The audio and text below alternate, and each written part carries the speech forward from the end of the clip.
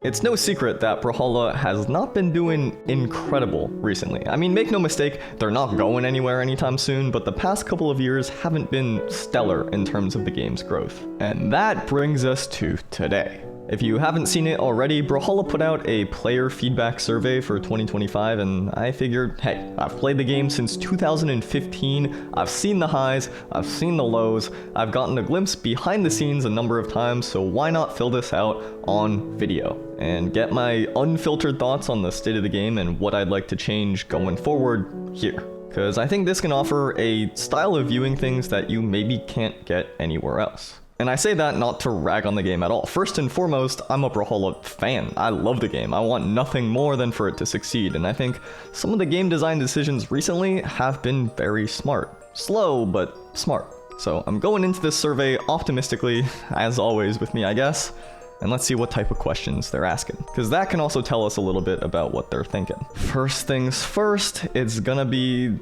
I read that, privately. Okay, this first section was just demographics. So they were asking about what type of gamer you are, what other games you're into. All I basically say is that I've been addicted to Marvel Rivals, so I'll spare you the details. How much time have I played Brawlhalla? I think I have like 3,600 hours in the game right now. It's a little scary. Okay, it's over 10 years, it's not that bad. They don't even have an option for me. That's scary. That's scary. It's just more than 5. Uh-oh. Overall experience, I'm a 10. This is one of the few games I've stuck with over many years. Again, this is something that I mean, some of the players. Most of the games I play are flash in the pan, so anything that sticks around for a good while, it's pretty great.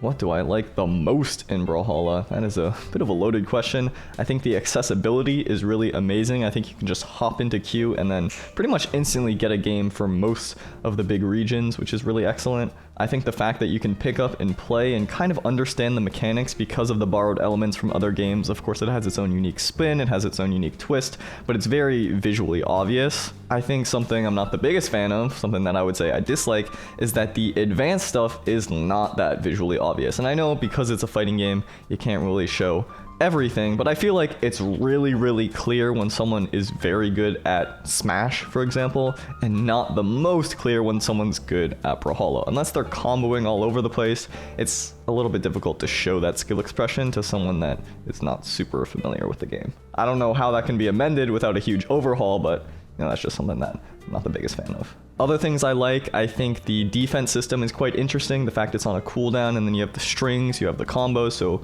a lot requires reads. I think that's cool. I think swapping between characters and having that kind of commonality does keep the game fresh for a long period of time, because you still have all those unique elements in the character's signatures, their specific combo, their stats, but you have all the shared stuff, so you can play a lot of different characters at the same time. Something I dislike though about that, it's like every point has a pro and a con, is that there's not the most individual expression per character. I don't feel like the characters themselves have as much character, if that makes sense. Maybe some kind of voice acting or specific animations after a KO in-game or something like that. I don't know exactly how that would look. Maybe when you get a KO, you have like a screen flash and then it has a character dialogue or something like that. I think it's hard to implement in the way that they've made Brawlhalla thus far, but you compare a game like Brawlhalla to a game like League, which, to be clear, not a fair comparison at all. The dev team scale, the game scale, completely different.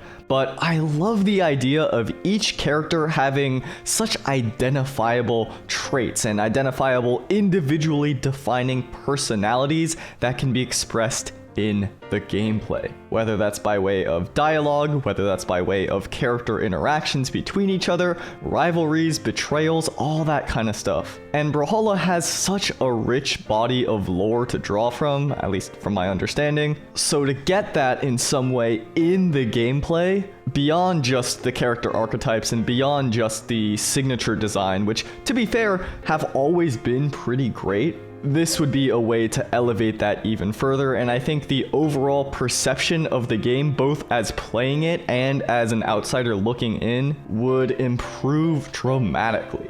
And I will say some of this perception may be entirely on me, because like I implied there, I'm not much of a lore fiend, But I feel like I'm also not a lore fiend for any of the other games, but I still get that in-game, if that makes sense. This has definitely been improving recently, especially with the voice acting and the trailers and the animated trailers for the announcements for the characters, but that's been something ever since I started playing Brawlhalla that I feel like, okay, I think maybe in the future this can get better, maybe in the future this can get better, and then I haven't really seen that change all too much. Again, hard to do with how the game is designed, but it's just the general thought.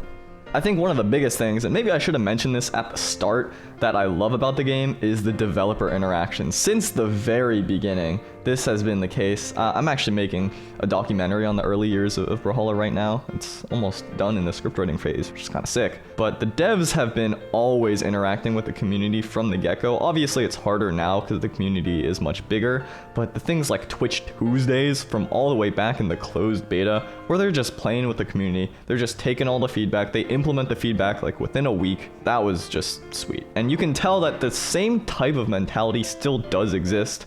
Again, a lot harder, but it's still there. And the fact that the devs are so enthusiastic and supportive of the competitive scene, that is phenomenal. I'm only around right now talking to you here because I got into the competitive scene. And I only got into the competitive scene, or was only able to keep playing in the competitive scene, because the devs officially supported that. And it's not even just support, it's not like they're just throwing money at it, they're running the tournaments, they're running the production, they're finding the venues, they're putting on the biggest events of the year. So I think that is so great. That is so unbelievably rare in not just the gaming space, but specifically fighting games. You do not find that. The only other dev really that supports in a large monetary degree, if I'm not mistaken, is like Capcom with the Capcom World Tour. That has its own series of issues, not that Brawlhalla doesn't, but I just think it's so insane that an indie dev team that started out not making a competitive fighting game turned into one that is the most supportive of their fighting game. That's pretty sweet. If I'm adding another qualm here, because I did add another thing that I like, this is really individually specific, and it's kind of annoying for me to even say this on video, but I did promise I'd just say the first things that come to my mind. I feel like Brawlhalla's general understanding of videos, of streams, of the social media side of it all has never really clicked, and as someone that has turned that into a career based on the game, it does irk me. It does bother me a lot, because I feel like if some years ago there was more foresight and they had invested into that more, the game would be so much larger today. And it's the type of thing that will take a few years to build. And they are starting some of that now. From what I've seen, it doesn't appear to be super comprehensive, but at the very least, it is a step forward. But I've been around in channels where I make all of these suggestions and I have all of these ideas for how things can improve and evidence and data to support it, and I feel like I just was not really listened to, which is also fair. I mean, I'm a kid. Do I really know what's going on? Maybe not. But I feel like even though I've been making videos for the game for like, I mean, seriously, about 5 years now, but in total, more than 9 years, I don't necessarily feel like I matter all that much. And not that I should matter any more than anybody else in the community. That's not what I'm saying. It's more so that, and you can obviously tell, this is making me extremely uncomfortable to even mention or talk about. I've spent so many years deeply and intricately involved, and I feel like I have done good things for this community. I have poured a lot of time, I've poured a lot of heart, a lot of myself into helping build it up, and I don't feel like I should reap any rewards for that. That's not the purpose of it all. It's just a little bit frustrating to put a lot of stock into something that you care about, put forward those ideas, get promises of that coming to fruition, and then it never happens. It just makes you feel like, well, what am I doing? I suppose that's part of why promises are like a bad thing to make if you're you're a game dev talking to people. I get that. I totally get that. Things almost never pan out the way that you initially intend. I have just felt like, in my own experience, the devs are top tier, some of the best in class you will ever find in every category that isn't related to the creators.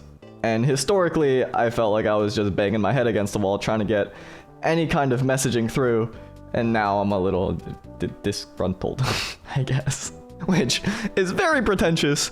It's a little bit egotistical. It's certainly narcissistic, but I don't know. I feel like even if I removed myself from the equation and I was looking at it from a grander scope for all the other creators too, I would want the same things. So maybe I'm just spoiled by the level of interaction everyone used to have in the old Brawlhalla days, and expecting the same exact thing today is perhaps unreasonable. I fully acknowledge that. I also recognize that this whole thing is a non-issue for most players. Although, at the same time, I feel like if it wasn't an issue, we would also have more players. I feel like Brawlhalla is always playing a risk assessment game where they're taking some calculated risks and not taking others, which is very normal, makes a lot of sense. But the threshold for the risk, especially when the reward for certain things, specifically in the content area of things, I feel like can be pretty low risk to high reward. It feels like a lot of those chances in the past, from my direct interactions with them, have not been jumped on.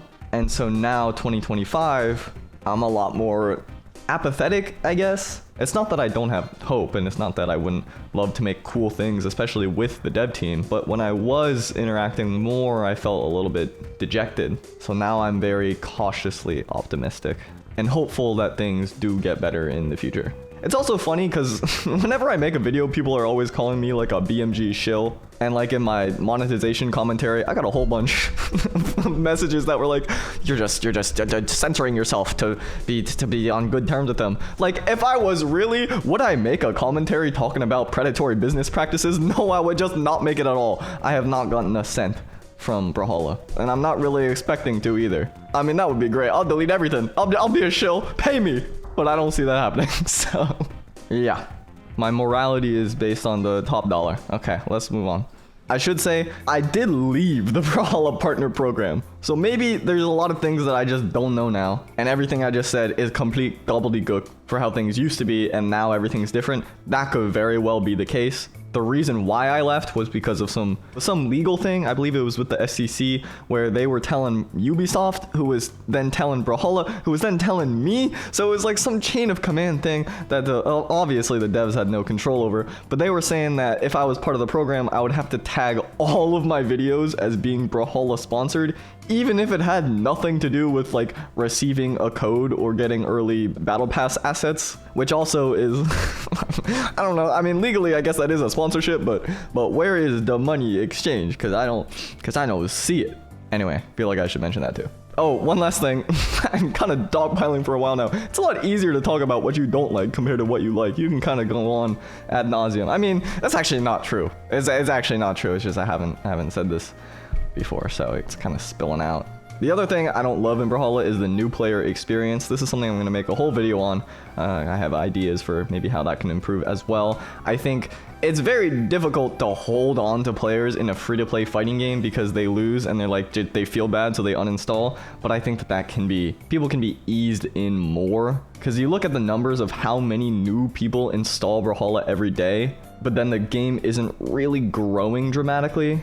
And that doesn't feel great. I know there's always players that leave and new players fill their spots, but ideally more new players will fill the spots than those that leave. And if you can hold on to new players for longer, then that's gonna work out much better. Not gonna go into extreme detail here, but tutorial solutions, and I think the new challenge system is a really great way to introduce that, making people feel like they understand how something works. And when they understand how something works, it's less frustrating, because if somebody is Sig spamming, oh, now I have all of these options to deal with that. But on the topic of Sig spam, this is kind of a rare take among people that have played the game for a while.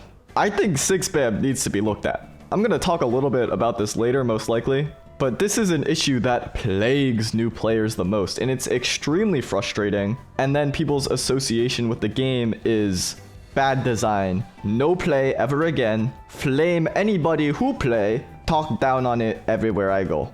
Or at least the people that post. Most people won't post, but you get what I'm saying. As members of the Brawlhalla community, I've done this a lot myself. I've seen tons and tons of people do this. We can do our best to try to, I mean, this sounds condescending, try to educate those that are unfamiliar and extremely frustrated and aggravated with all this stuff. But at the end of the day, their frustrations point to something true or point to something valid. And maybe their particular complaint isn't accurate and the words they're using are gross. But the sentiment of not enjoying because of a clearly identifiable gameplay element, I think, points to something real.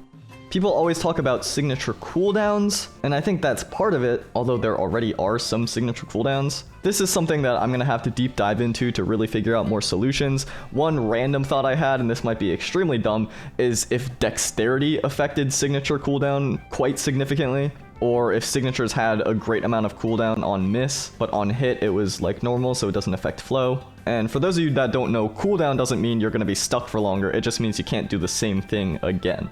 Staling is also a possibility. If you use the same thing over and over and over again, it does less force, it does less damage. There could be a mechanic where if someone uses the same move over and over again and then they get hit, there's like an extra effect, there's extra damage or something. Maybe all of these suck, I'm just spitballing off the top of my head, but this is something that I think should be looked at because it's kind of been swept under the rug for a long time under the overall sentiment of it being a skill issue, which it is, but that doesn't mean it can't also be addressed. Other stuff is the initial ranked experience. It used to be even worse before there were placement games, but that's a great step. I think Brawlhalla is a good step because people look at the very top and they're like, oh my god, this is something to aspire towards. But this is gonna be maybe the dumbest, maybe the craziest, most disagreeable take in this entire video. What if, now hear me out, what if new accounts had to play a few bot games? I know, we hate bot games. We absolutely hate bot games. But the Brawlhalla bots are kinda crazy. They can be kinda good. And they're way less frustrating than someone using Queen Nine Downsig over and over and over again. So if we eased players into the game with a couple of bot games before allowing them to play ranked, and then they jump into it, maybe they'll have a more positive association and not uninstall after games number 1 and 2. The other stuff, I think having like a smash ball type thing would be insane. There's something similar to that in the game files. I don't know where that lined up. It doesn't even have to be every single character has a unique thing, because that'll take a while. Even every weapon might be crazy, but some kind of super move, super laser beam, whatever it is, some kind of rainbow road. Is that the rainbow road? Is that the rainbow road? After getting this power-up gadget would be so cool. Again, probably going to talk about this later, but party modes for new players, or even for existing old players, that would be great. And hey, maybe a lot of this is already being worked on, because we've seen new things being implemented constantly throughout 2024. So I could be preaching to the choir, I could be really dumb, I could be pre-diabetic. One of those is definitely true. I want to add one more thing, actually, because I think Brawlhalla has something untangible about it. And maybe this relates to the dev support, maybe this relates to its roots, but the game has an undeniable amount of soul to it. In a way, and I hope this isn't talking down on the game, it feels like a passion project that has found its way towards success and then just catapulted into the stratosphere of free-to-play fighting games before free-to-play fighting games were even a thing, and somehow ended up with SpongeBob in their game. So that's something that can't really be quantified, and maybe it's because I had these early experiences with the dev team when it was much smaller and when they were really just starting out, but I feel like the game has so much heart to it that we can't let it fail. I'm definitely not a Brawlhalla doomer. I don't think the game is dying. I never thought the game was dying, and when Multiverses came out for the first time a couple of years ago and everyone was abandoning ship, I had the firm stance. Hold your horses, we're gonna play the new game, it's gonna be fun, hopefully it succeeds and hopefully it's great competition, but Brawlhalla is here to stay unless something insane changes. Whether it's with the geopolitical landscape and games are dropping off, whether it's with the interest in platform fighters getting diverted into some other genre, but I did not see Brawlhalla going anywhere in the next 2, 3, 4, 5 years, and that is proving to be true. Any and all critiques, any and all ideas, suggestions, irritations, vexations that I've had with Brawlhalla has always come from a place of love. I don't know why I said it like that. Okay, I don't even know why I'm saying this in general. I think it's kind of generally understood. I've been pretty consistent in my this is made by a team of humans type of messaging, but ultimately the game is kind of a miracle. and I'm just happy to be along for the ride at any point in time there. Maybe I jump ship at some point, but for now I'm locked in. We really have no way of knowing without more confirmation, without more data, but it seems like the numbers that have been stagnating perhaps because the gameplay experience itself has been stagnating. And so I think that's really important to address because of all the amazing great things that Brawlhalla otherwise has to offer. Perpetual growth shouldn't be expected. I don't think that's really even feasible. But if things are shrinking, even if it's ever so slight, when the game is getting tangibly better with all the new things they're doing, then there might need to be a more comprehensive overhaul of where the problem areas really are. Because Brawlhalla has the soul, it has the dev teams, it has some really unique elements that help it thrive in this specific niche that it exists in. And at the same time, I think it can be so much bigger. Multiverse's launch numbers showed that people's interest in a free-to-play platform fighter is much, much larger than we may have thought over the past bunch of years. And yes, there is the IP element of you being able to play as Batman, but if that game's idea could generate that much hype, even if the gameplay itself was maybe less than satisfactory, then there are brighter horizons ahead. I just hope that happens before the opportunity is lost. Okay, I said a lot there. I'm not gonna remember it. That's the one I'm submitting. I play on PC. Yep, that's me. How likely am I to recommend Brawlhalla to a friend or colleague? If I'm gonna be really honest with you, if they're looking for a free-to-play Smash type game, a free-to-play platform fighter, a free-to-play fighting game, I'd say a 10. If they're looking for any type of game, maybe like a 6, maybe a 7. I'll say 7. I think the problem is not necessarily with Brawlhalla itself, but just the fact that fighting games require a very specific type of personality to really see through and really enjoy, because you're gonna lose a lot. And as I'm getting older, which is a crazy sentence to say out loud, the amount of pure dopamine hit joy escapism that I think I'm requiring, and specifically this question is directed at my friends, that the friends around me are requiring, is a lot higher. It's like work might suck, and so you don't want to play something that's gonna make you drive your controller through the wall. Instead, you're gonna play Marvel Rivals, and an 0-8 Scarlet Witch is gonna do it for you. So, what Brawlhalla communities do I follow?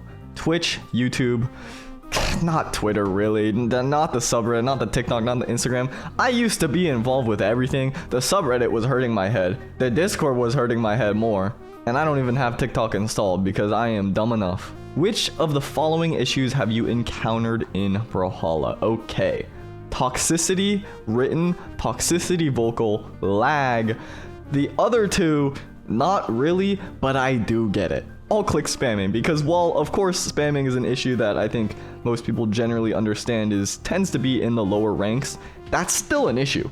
Just because it's a quote-unquote skill issue doesn't also mean that it can't be amended and it's not a game design issue. Because if people are not enjoying that, then the game is not fun to them. And the point of the game is to be fun. Me, I don't think I've ever felt bad.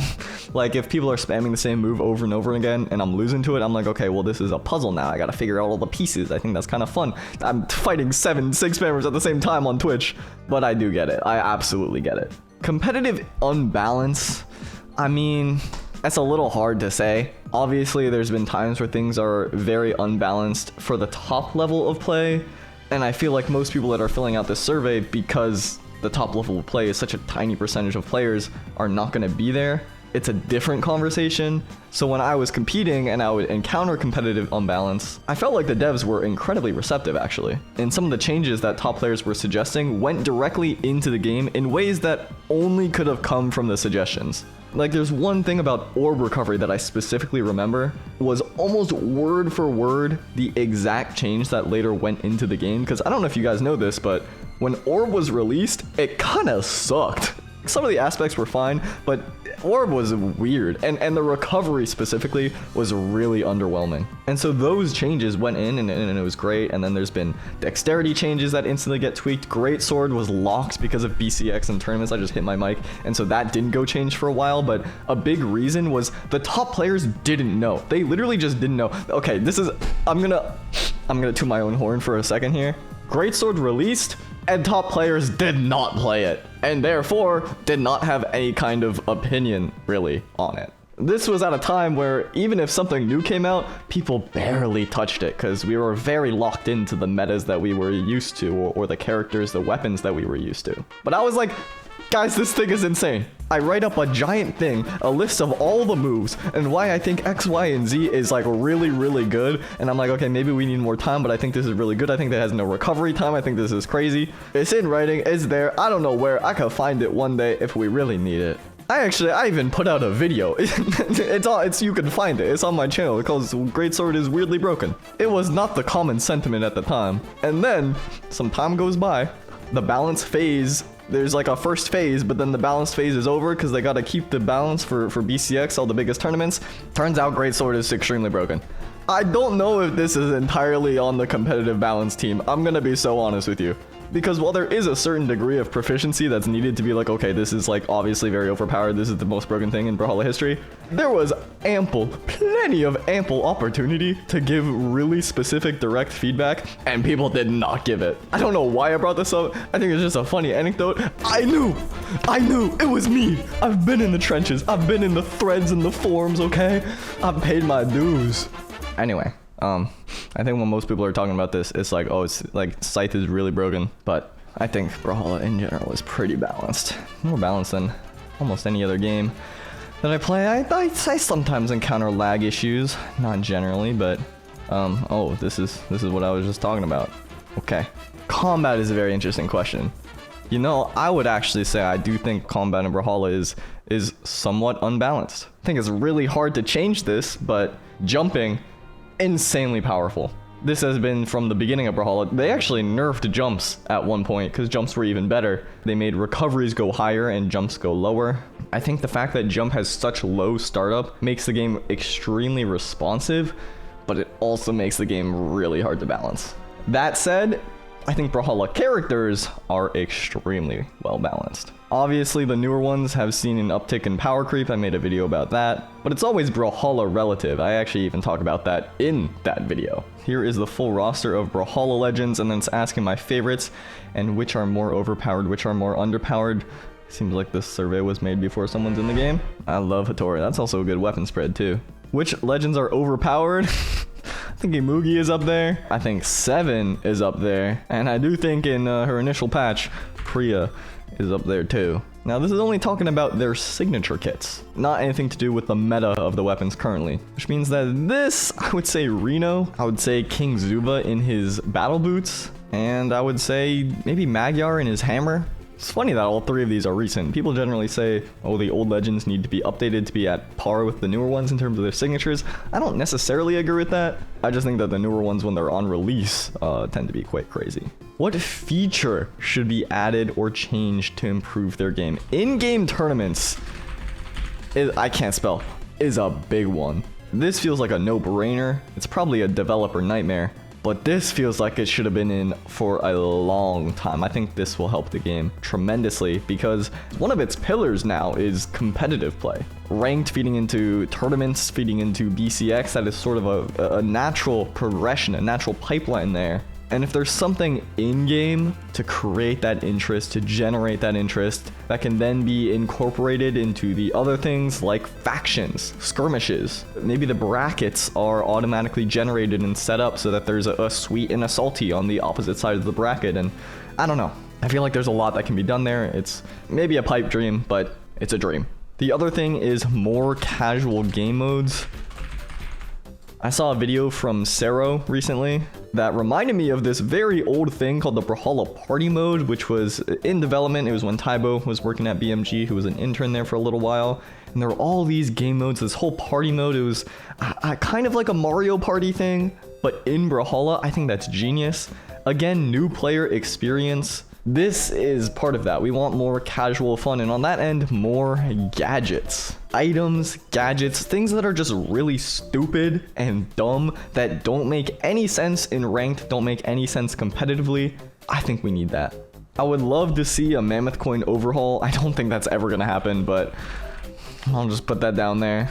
I think in-game Twitch integrations, more Twitch drops. They did it for a little while, and it proved to be pretty successful, at least in terms of the raw numbers from what I've seen. I don't know how much of that converted into actual people playing the game, because of course people made alternate Twitch accounts to get more of the items. But anything to draw people in, support the creators, I think is good. I had that whole section earlier where I was talking about stuff. I was ranting a little bit, I guess, but greater creator support is something I think could see an uptick. I'm not asking for an in-game tab where you're showing the streams, and I don't know if I'm asking for creator codes anymore. That might just then I don't know if it's because I saw that Rivals of Ether 2 already has creator codes.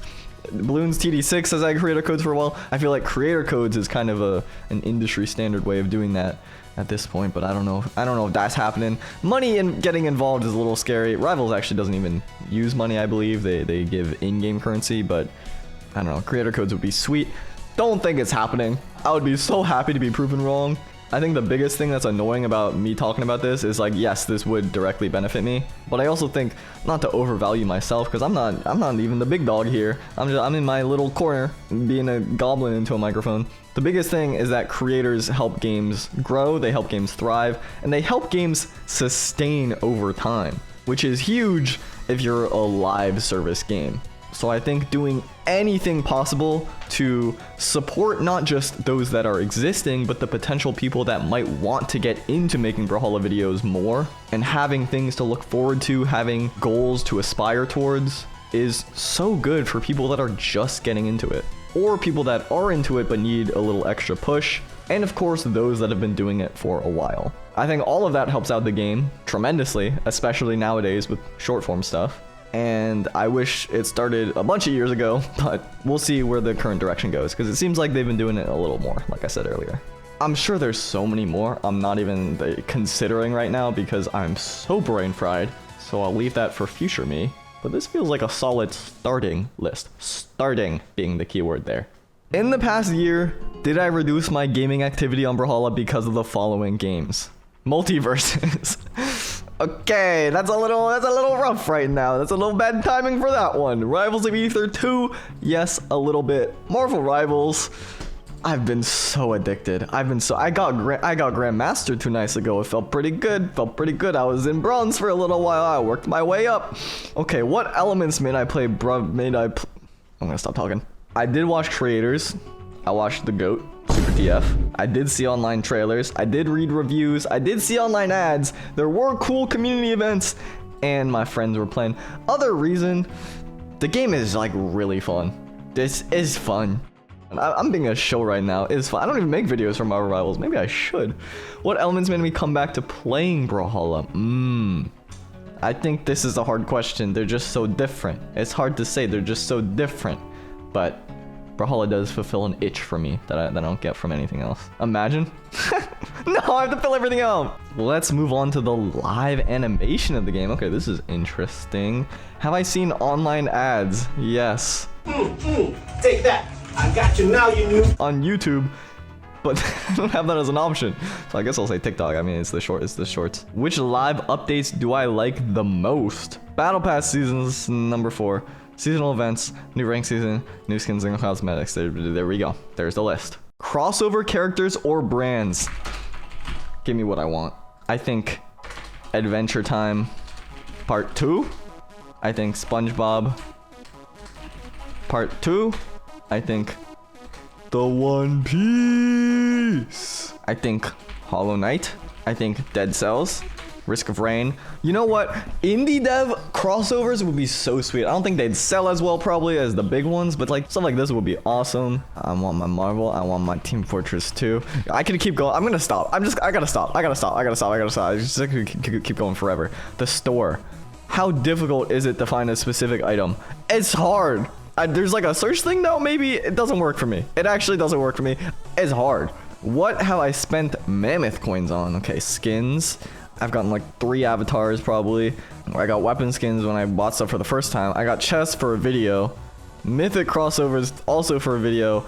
That's it. Okay, we're good. The item pricing. Okay, I do think it's a little overpriced recently. I'm gonna be honest. I made the 30-minute commentary. I think it's a little bit overpriced. Have I purchased items with real money? I mean, is that not the last question? Am I stupid? I might be stupid. I might be dumb. Often and less often. That's less often. I'm not a big buyer. I'm not a huge buyer, okay? That said, I have gotten all of these. Okay, wait.